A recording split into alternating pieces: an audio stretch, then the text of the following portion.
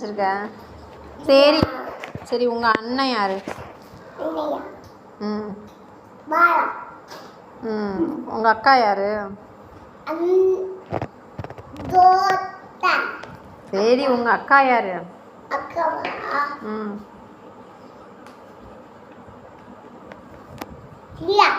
ம் லியாக்கா. அப்புறம் ம் அப்புறம் விஷாலி அக்கா. அப்புறம் சரி, தம்பி யார் அப்பனா? மாத்திரை போட்டேன். தம்பியை யாருன்னு ஒழுங்கா சொல்லணும். ஜித்து தம்பின்னு சொல்லுவேல. மறந்துட்டியா? அதையும் மறந்துட்ட. தங்கச்சி யாரு? உன்னோட தங்கச்சி யாரு?